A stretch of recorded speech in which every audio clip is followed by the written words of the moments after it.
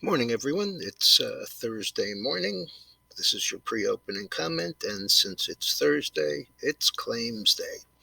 Okay, so Asia and Europe were both slightly lower, and claims came in with a big surprise. Initial claims came in with a seven handle, 787,000, which was a decline of 55,000. And continuing claims came in almost a million down, 8,373,000. The market before the numbers came were basically Dow up 32, NASDAQ up 13, S&P up 1. Overnight, after the article came out on Iran and Russia and their campaign against Mr. Trump, we're down about 180. So we worked back up overnight. And right now, after the claims numbers, we're basically pretty much unchanged.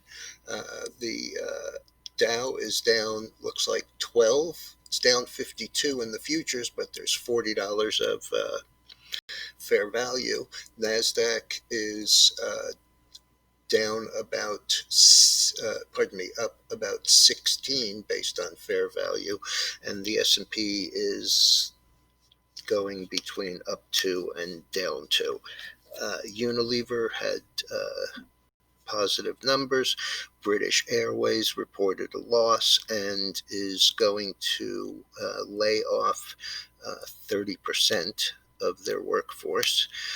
Oil and gas inventories were out. The build was steady, and after yesterday's decline of $1.70, it's come back up a little. ExxonMobil is talking about job cuts there also, and CSX, which reported last night and was down $1.41 at 78.72, is currently trading 82.35, which is about $3.60 higher. So that's a nice reversal. Whirlpool is still basking in yesterday's numbers, a major turnaround there. It's trading where it was last night, which is 205. When it closed yesterday, it was only 196.83, and it was down $3. So from down $3 to up $5 is a nice little turn. We had PayPal also say that they were going to start accepting Bitcoin for payments.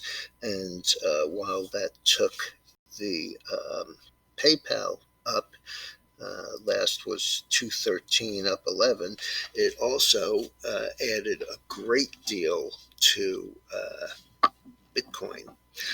I'll get to that in a minute, but I wanted to show you, based on the numbers that came out for the continuing and initial claims, we had the gold, which I mentioned last night, bounced exactly off the 50-day moving average, turned right back down. And right now the gold is down about $21. It's back to the support area, but it actually could go either way, and that is also the case for the silver. Let's show you. Silver is down, copper is down. They're all down. All the metals are down.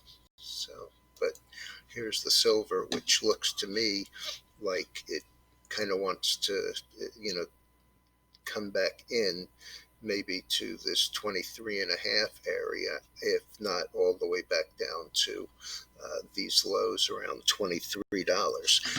Last but not least, I'll show you the Bitcoin, which is just a beautiful chart. And by the way, we closed out our short bonds yesterday, and they are up a little.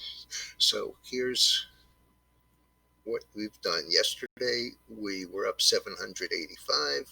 This morning we're up another 175, and we have been up almost 100 more. Let's see.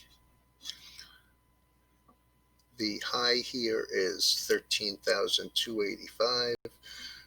So that's about 350 higher than last night.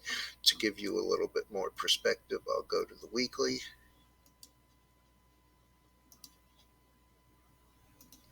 And you can see on a weekly basis how strong we've been. We're way above any of these closing highs. I think the closing high here was 11,945, which is basically where we stopped here, but we pulled back and have rolled back to the upside. I sold another 250 GBTC yesterday. It had an average price of $8.97. I sold it at $14.19. We still have 250, or roughly 1/3 of our position.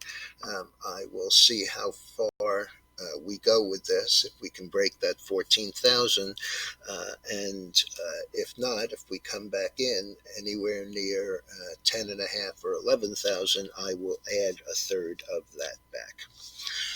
Okay, everyone, that's it for me for this morning. Don't forget, if you're interested in futures, just email me and I'll give you some information about it. And also, don't forget to hit the subscribe button. We really appreciate the support.